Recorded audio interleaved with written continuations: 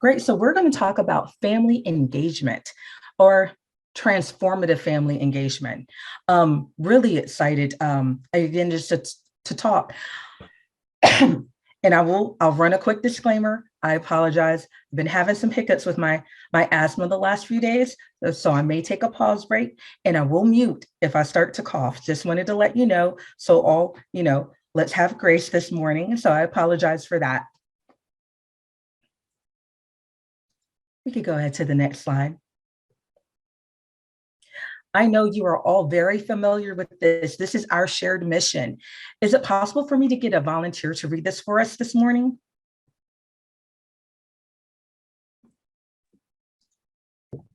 Sure, I would do it. Thank you. Our shared mission to make every child's potential a reality by engaging and empowering families and communities to advocate for all children. Thank you.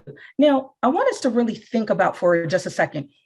I want to know what this means to you. So we're gonna ask some people for their thoughts today. Janae, can you tell me when you see this mission, what it means to you? It means that we want every child to succeed to what their ability and what they want to do. And we need to help them with that. Okay, Jeff, can I get your buy-in on this? What does this mission mean to you? Yeah, I think it's similar to what Janae just said, but I think for me, it's also about leaning in, right? It's about people not just assuming they send their child off on the bus every morning and then come home, at 2:35 or whatever in the afternoon, right? It's actually being part of a team and a community to help our children reach that potential. Thank you, Jeff. It's about leaning in. I appreciate that. I hadn't heard that phrase in a little while, so that was a good one. Now, the reason why we always think about our mission, or in my case, we start with the mission, is to, one, bring a sense of our common ground. Regardless of backgrounds, it comes back to this moment right here. It is important for us to stay grounded in this mission and remember that the core of everything, this is our reminder, is that at the core of everything we do is to make every child's potential reality. Next slide.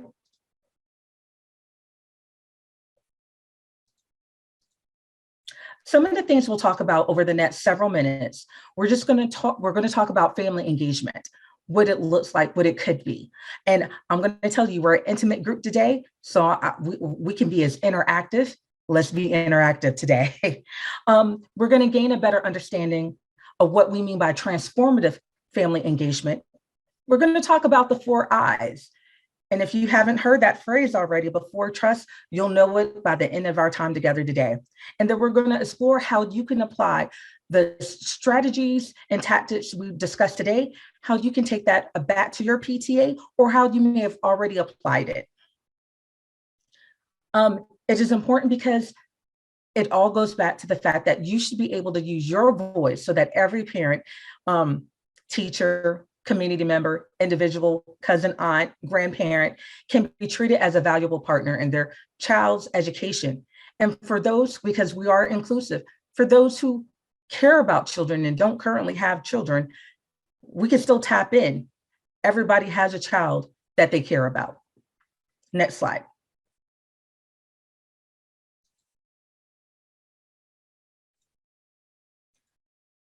So again, no wrong way to PTA. When we focus on the big umbrella of family and the specific pieces of engagement around our family, home, and school partnerships. So when we say family or parent engagement, we're referring to any person, any caring adult in a child's life, whether it's a grandparent, cousin, sibling, mentor. And when PTAs bring leadership, ideas, and action to many different realms. For today's purpose, we are specifically talking about family engagement as it relates how PTAs strengthen family connections to their schools and families' education. Next slide.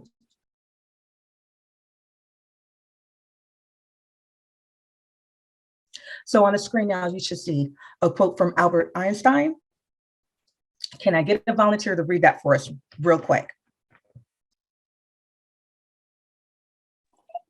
I'll do it. We cannot solve, can you hear me? Oh, didn't work. Yes, we can Hello? hear you. Oh, Yeah. sorry. Okay. We cannot solve our problems with the same thinking we used when we created them. Thank you for that. So why should we be transformative? Well, when we handle change well, it often leads to growth.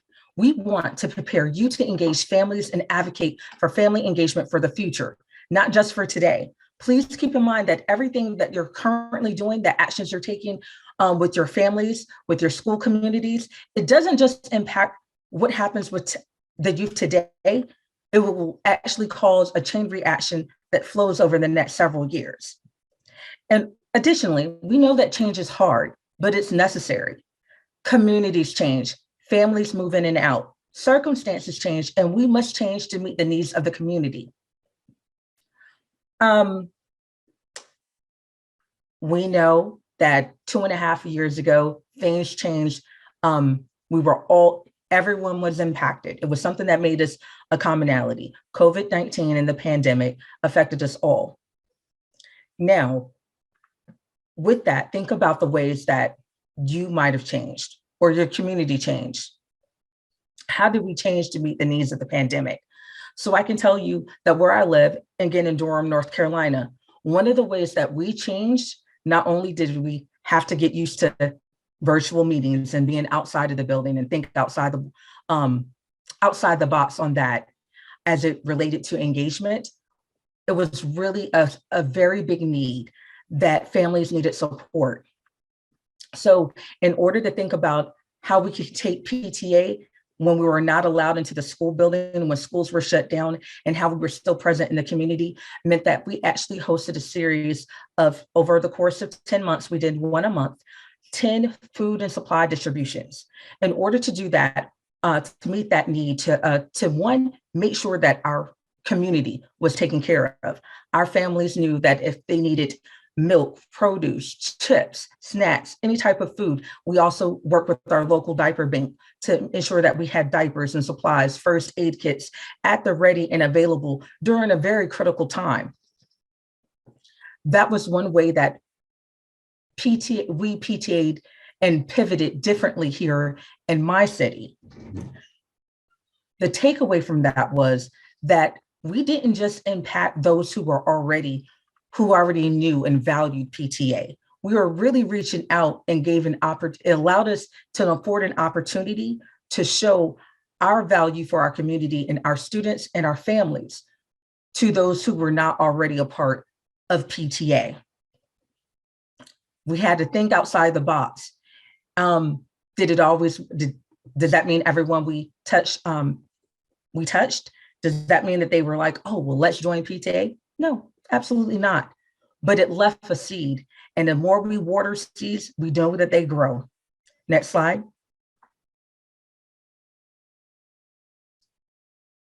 All right, so we're going to do a quick group activity.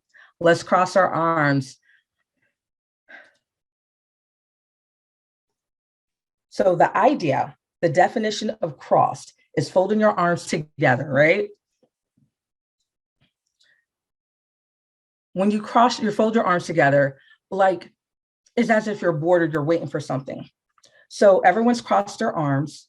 Okay, fold your arms the other way. Now, what's funny about that is that typically 90% of people, once you cross your arms and then you have to reverse it, you generally struggle with it, right? It doesn't feel the same. It doesn't feel quite right. So I'm going to ask for you all to come off mute. How did it feel when I asked you to cross your arms the other way? Did it feel natural or did you have to stop and think about it? It was weird. Uncomfortable. It was weird. Okay, yes. Mhm. Wasn't automatic, had to think. And it was very uncomfortable from your normal process. So what are ways You think about crossing your arms and just how it felt unnatural, how it felt a little uncomfortable. Think about that as it relates to change. What are some of the key reasons or key things that make people resistant to change? Open question. The unknown, that's a great one. It's hard to do. It's hard to do. Doesn't feel comfortable. You have to think about it, right? So what do you think you can do to make it easier for the people in your PTA to accept changes?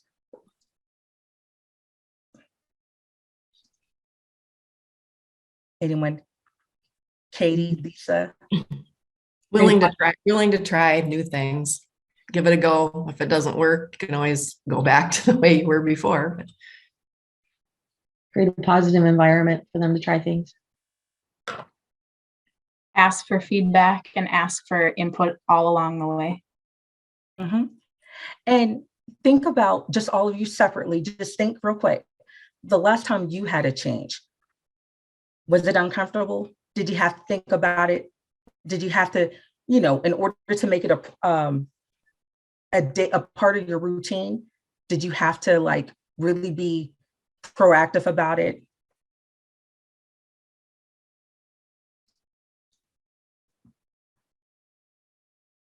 Well, we just did that and crossing our arms.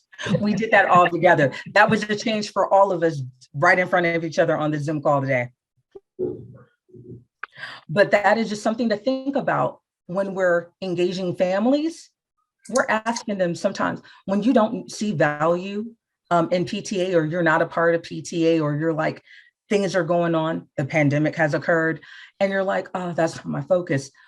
When we think about those changes, think about how it feels for you when you're met with a big change and the things that you have to do to overcome it. Next slide.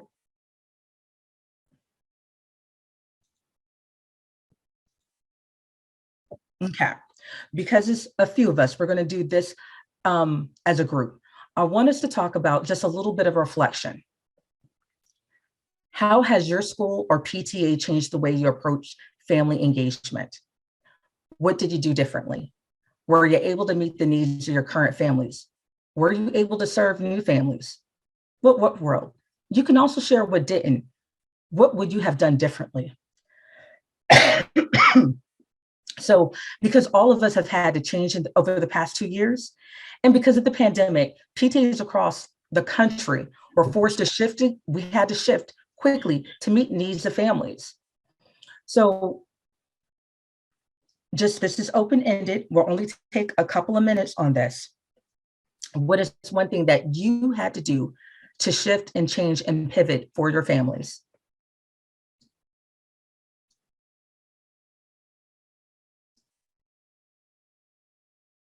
A couple of simple things that we did were shifting meeting times. I thought of two things, and by the time I got the first one out, and the way that we communicate versus like electronic, it might be paper, it might be, because things used to go home in the school folders at the elementary level, but that doesn't always work for everybody.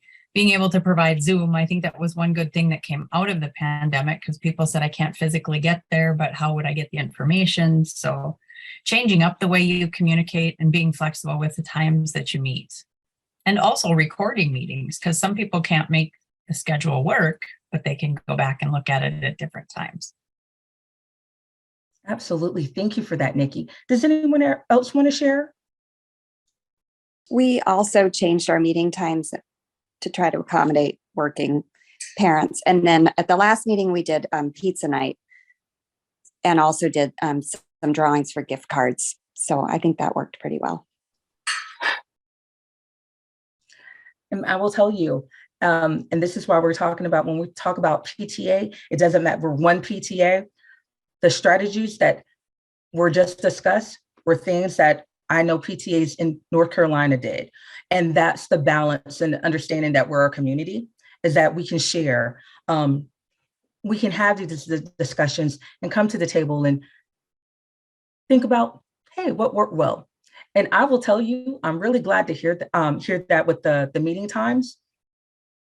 That story I shared earlier in the morning when I was like, I was never invited, I didn't know that there was a PTA, is because years ago, those PTA meetings were at 12:30 at the school. And I, like so many others, was at work. Next slide.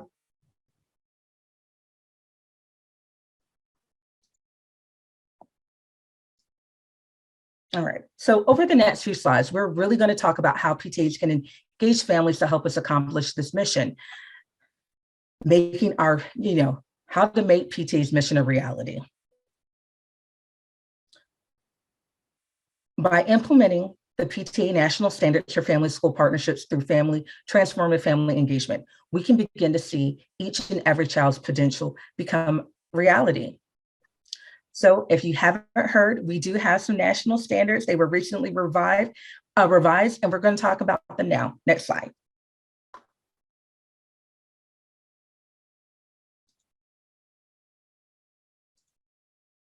When we talk about transformative family engagement, we are definitely talking about a shared effort of family, schools, and community leaders to advance programs, practices, and policies together. So we're sharing resources, we're being collaborative, we're sharing power. For many families, their entry point into PTA is helping support their own child's success. But transformative family engagement is about ensuring each and every family can do that. And that's the difference. Next slide. So we're going to talk a little bit. Oh, go back one, please. Nope, I see it now. Okay. I'm sorry, apologize. Next slide. My screen froze. If I freeze, somebody tell me. Thank you. I'm getting a little, it froze a little bit on my end, so I apologize. Okay, so let's talk about the guiding principles of transformative family engagement. That means we have the 4 I's: inclusive, individualized, integrated, and impactful. Now that sounds like a mouthful, but I promise you'll get used to it real soon. These principles help us look at the future of family engagement so that each and every parent is engaged in a way that can make their child's potential a reality. Now, you'll probably say, well, Tiffany, you say that a lot, because that's our mission and it's what we do each and every day. Next slide. Now, being inclusive means that we embrace diverse perspectives by questioning our assumptions, intentionally building relationships, and then inviting new perspectives to the table. This is a new way of thinking about outreach to get at the real reasons people want to participate. So I mentioned previously, let me give you an example of how I've demonstrated inclusivity in my local PTAs, okay? One thing, as I stated, with COVID, with the pandemic, virtual meetings actually made such a difference, especially when we have so many working parents. You've seen that as well. Attendance went up, and more people were able to go to a recording. So this is a very valuable thing. Now, it is hard to true inclusivity can be hard. It is stepping outside of your comfort zone, and anxiety and nerves can often be a barrier. But one additional way that we reached out to ensure that we were getting underrepresented families, regardless of their school community, was that we actually worked with the Department of Social Services in our area. I reached out and made a connection with the local teacher, our local education association as well, to touch points, because the teacher voice was really important to us as well, because I had noticed that the trend was whenever in any school that I've been a part, or even at the district level, is that when we were able to engage teachers were also a way for us to get to families. But when the teachers were struggling and feeling disengaged, we saw some struggles there. So by outreach to social services to identify families, how can we be in partnership with you? This is what we bring to the table. We're supporting, we're advocating across the board here. We want to make sure that these families know that this is a safe place for them to be, that this is a community they want to be a part of. With our teacher association, it was like, hi, so we have about, in this district, we have 2,600 teachers. and 700, I'm remembering off the top of my head, 700 teaching assistants. And it was like, okay, is it possible for us to meet with them whenever you have your next meeting to just address them globally about PTA, its value, and how we're a partnership together? That gave a great way to hear from ideas from marginalized communities, in addition to teachers, and to get that educator voice. So in our being inclusive, it really was expanding hearing the voice across the board. Next slide.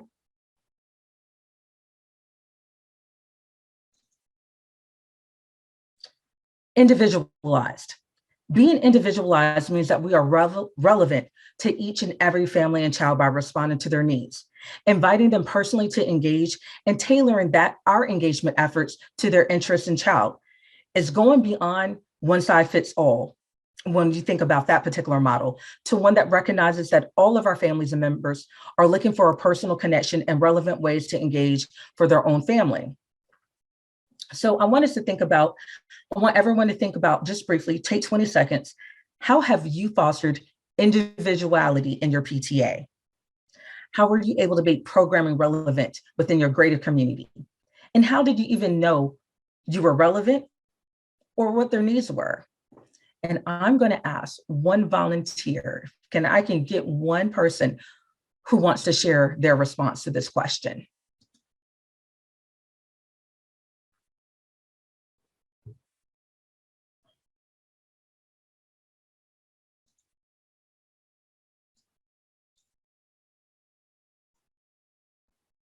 Okay, well, for me, and again, I want to tie in, examples. I want to just, the disclaimer for each thing is that everything that I'm talking that I've done and seen can be applied in your local school and in your state. So for us, fostering individuality, years ago, that actually meant that we were trying to make sure that we were inclusive when we did have in-person meetings before the pandemic, and make sure that we had interpretive services for our high population of Latinx families, ensuring they were engaged. But then we took it a step further and actually reached out to like-minded associations and small businesses here in the district that offer those, to see if they would offer interpretive translation services at reduced or low cost for our district, for our units across, so they can continue to engage, because we do not have the support from schools. Most of the schools do not have a translator, and they are typically not available nights and weekends when our work was being done. What that allowed, I'm gonna tell you what shifted when this happened. We had a great partner. It was the Tilde Social Language Cooperative Group that did provide that service. And because more and more people were aware that we offered that, we did see an increase in Latinx family engagement across the district. But the biggest takeaway from that was that at our last, we had I'm trying to give you the month. Earlier this year, we were able to have, at a local school, we were able to have an in-person meeting, and we were able to do a panel for our Latinx families to ask, how do we increase their family engagement? We had 4 panelists, none of them spoke English, but because of the relationship that we had built in the community to find interpretive services, a group of 4 brave women who were willing to share their story were able to talk to about 50 people about what it takes to make sure that they're engaged, even if they don't speak the language, or things to consider in order, because this is being individualized, but also being inclusive. So we're going back to our first I for a second. What made it even more impactful is that in their room, we did have 5 principals, 3 elementary, 2 middle school. So we had principals hearing firsthand from parents they may not have discussion with, to find out what their needs were and how to make it more relevant. Now, that's just an example here, and I know that you have examples where you are as well. Next slide.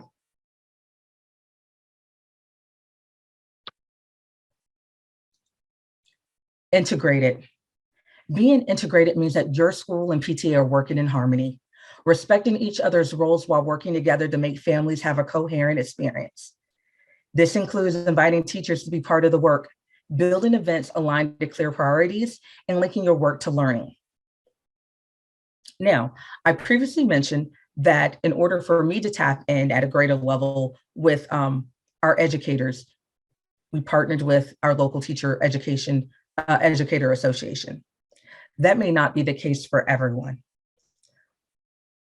But when we're thinking about in our local units at the schools, that does mean making sure that your principal or the local school administration is aware of the work and the value of PTA and saying, hey, can I come to your next meeting? Is there a school improvement team meeting that we can come and address everyone at? At your next staff meeting, simply can we come? Now, I think I might have mentioned this before, how I was always at work. I still am always at work during the week. But I did have a really great school experience as it relates to this. Principal Jones, who she is the principal of our local school, which was Holt Language Elementary Academy. Because we had pushed PTA, we have to have connection, we have to have relationship. I asked her, I'm not going to tell you anything I didn't do. I asked, can I just come to your staff meeting? She gave me an opportunity, and I took the afternoon off work to go and just speak to her staff for 15 minutes. We worked together, and at the end of it, I talked about all the things that we had done to support the school and our teachers over the last few years. It meant that I had to go back in the archives even when I wasn't there and to be like, these are some of the big events that we've hosted, as part of the partnership with the school. Again, because it brings relevance about the importance, and value. And if nothing else, and I do personally believe in 100% teacher participation in a PTA. So yes. So working with Ms. Principal Jones led to something really key, is that when I finished speaking, people were taking notes, which is great. I'm sorry, what was that? Did I break up? No, we're good. Okay, I'm sorry. People were taking notes and writing things down. We got really great questions and answers. And in a show of solidarity, the principal said, hey, if you join the PTA today or this week, you'll get a dress down pass for the next month. That also really helped with the teacher participation at the school. But there are key ways. The whole point is that there's always a way to engage. It may take some time. You might have to really think about what you're going to do, but we can get an integrated system in aligning with key members of the school. Next slide.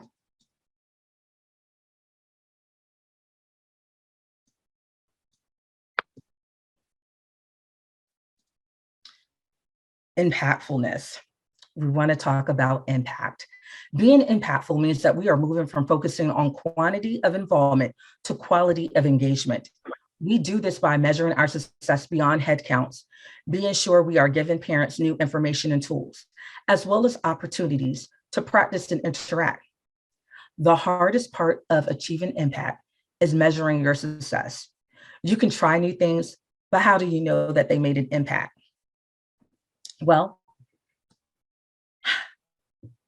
I'm sure you all know that sometimes it is really hard to engage. Did we make a difference? I'll be honest. One, I don't even think of myself as a leader. I know that's funny, but I don't.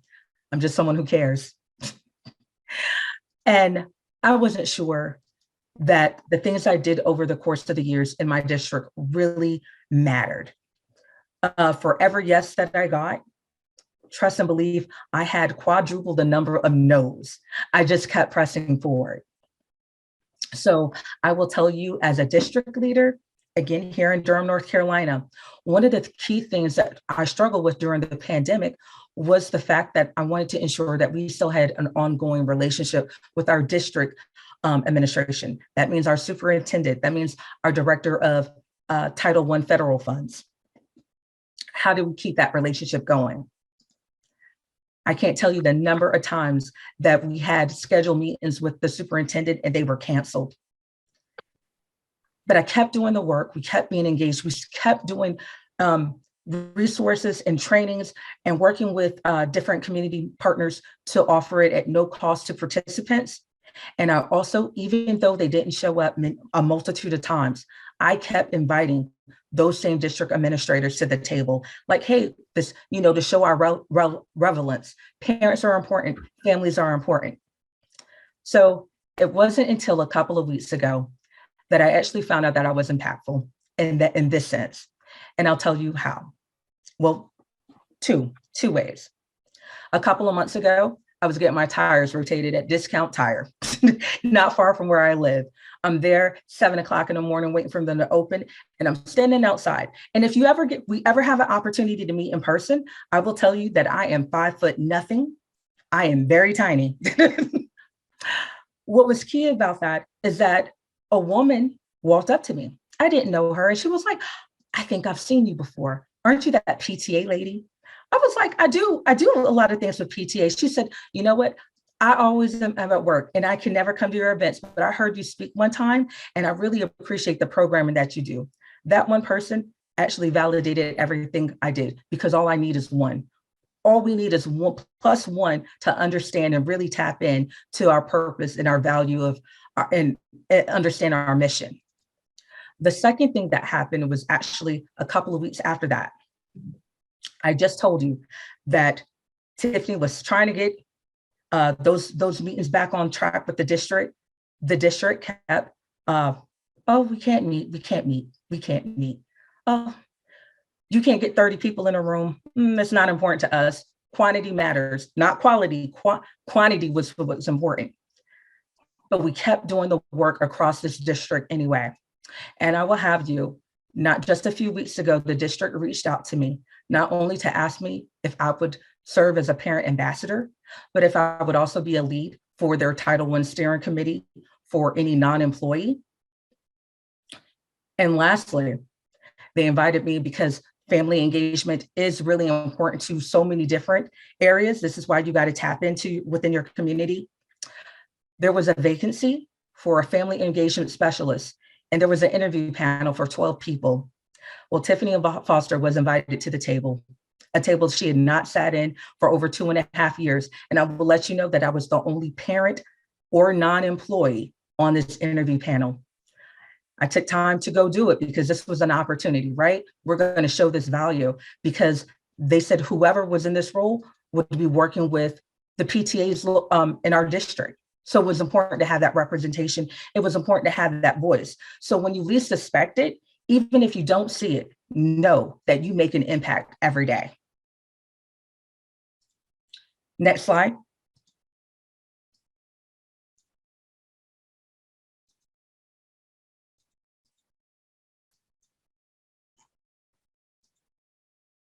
So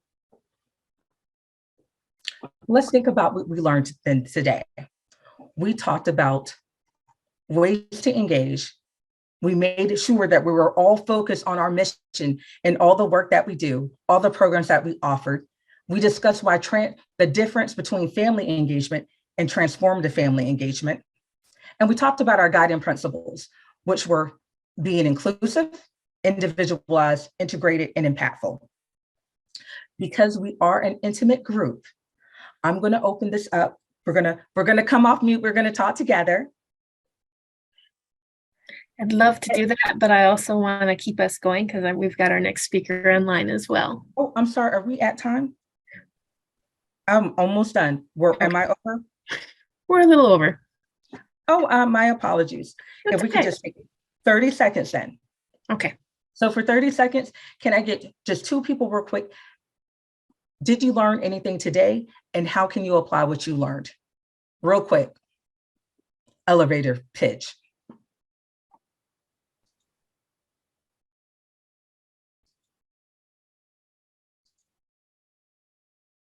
Jeff, because I see your face, I'm gonna pick on you real quick. What is one thing that you could take away today and apply it? I think for me, it's the thinking about the 4 I's, right? So they're intuitive, that we've done them before, we just didn't know understanding why. So just putting some reasoning behind what we do and making it more intentional with the 4 eyes. Thank you for that. And then Tiffany, I'll add, never quit caring, no matter what stage or perspective of life that you're, bringing to the table. My kids are through school, but I totally agree with your line of our kids are our future. They are going to be the ones taking care of me, in the hospital and all of my business that I need to do. So. thank you, Amy. I tell you, because I'm gonna need somebody's child, okay? I'm gonna need them. I hear you. It's coming. Next slide. Now, there are additional resources. There's a couple of links. If you have never listened to our podcast, Notes from the Backpack, please check it out. We're on, hey, Shatan, are we on season 4 or 5? I cannot remember off the top of my head, but we have seasons out there, okay? This is an award-winning podcast full of resources, great conversation, and they're not very long. They're short, so you can, when you're walking your dog, when you're driving to go grab some milk, just listen into the podcast. Really key, great things from our Center for Family Engagement. This is a really terrific podcast, and you can find it most places. I always listen to it on Spotify. Season 7, thank you so much. See, look at that. Look at how long we've been doing this. Listen to the podcast, y'all. And then if you want to know more about ways that you can engage, there is a link. You won't have it, but all of this, if you go to pta.org and just search Transformative Family Engagement, it will come right up. Our Center for Family Engagement, Helen Westmoreland and their team are truly dedicated to ensuring that we have the strategies we need to move forward. Next slide. And finally, just to close this out, no matter how skilled professionals are, no matter how skilled professionals are, nor how loving families are, each cannot achieve alone what the parties working hand in hand can accomplish together. You can't do this work by yourself. Don't try to. And when you feel that you need support, reach out to your state. They are there to guide you. And in fact, if you need a friendly person to talk to, hey, I got something to share, feel free to reach out to me. I'll put my email in the chat. Hold on. I'm going to do that right now, because I love hearing what's going on in our communities and ways that we can engage and think outside the box. Thank you all for your passion and your commitment and your dedication. It's been a blast being with you this morning. And I hope you have a terrific day. I hope you enjoyed this. I'm Tiffany Foster. If you enjoyed it, and if you did not, my name is Shatan Berry. Thank you, Tiffany. It was really great having the reminders of why we are so passionate and why we continue with our passion for our children. And thank you so much for joining us this morning. Thank you for having. It's been a privilege. So as Tiffany mentioned, if you have questions, feel free to, you can send them in the chat. You can email them to her, and we'll follow up on any of those for any of our attendees.